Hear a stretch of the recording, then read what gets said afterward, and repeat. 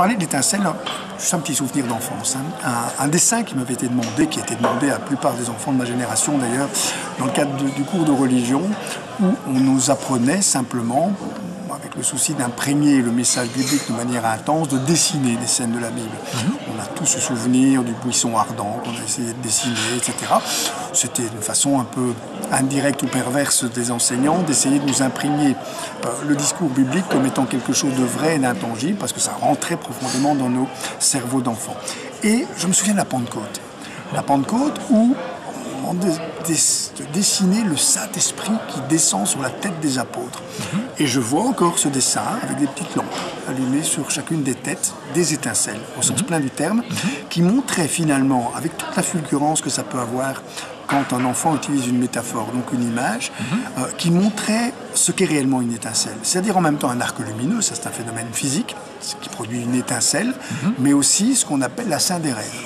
J'avais 6 ans, la syndérèse, j'avais aucune idée de ce que c'était, et encore maintenant, il faut quand même beaucoup réfléchir et lire pour savoir ce qu'est la syndérèse, c'est-à-dire la partie supérieure de l'âme, en gros.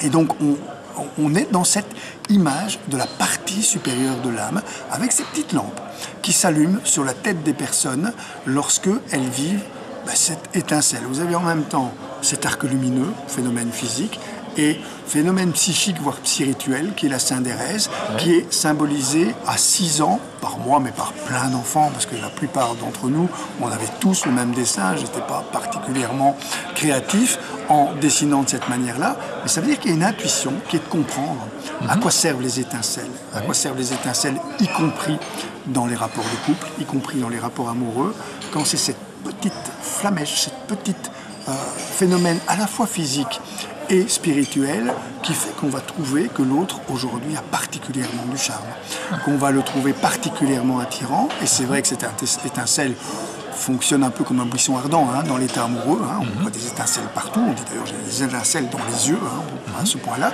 et que dans la longueur d'une vie de couple, ça peut avoir tendance à s'espacer. Le problème c'est que ça s'espace tellement que ça disparaît complètement, il va manquer au couple de quoi alimenter ce qu'on appelle trivialement le feu sacré.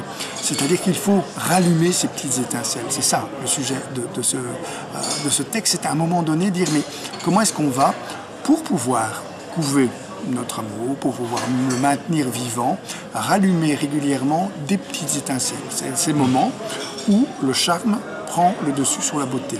Le charme, ce que Jean Kelevitch appelait ce petit je ne sais quoi, ce presque rien, qui fait que quelque chose s'allume grâce à ça. Le personnage qui a du charme, c'est quelqu'un qui va allumer des étincelles. La beauté va fasciner, ne va pas allumer des étincelles. Peut-être des grands feux, on va être glacé ou pétrifié, mais ce n'est pas une étincelle. Si vous n'y ajoutez pas un petit élément qui est le charme, et l'étincelle, c'est ce mécanisme-là qui permet à un moment simplement d'allumer ou de rallumer quelque chose qui fonctionne, je vais dire, à feu doux.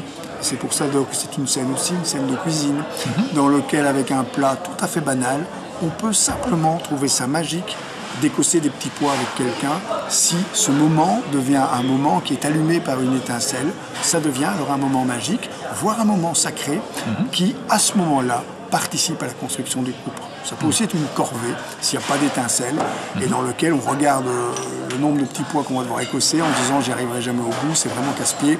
Et là, c'est l'absence d'étincelle qui éteint tout et qui fait que la tâche devient uniquement ce qu'elle est, c'est-à-dire une tâche ménagère.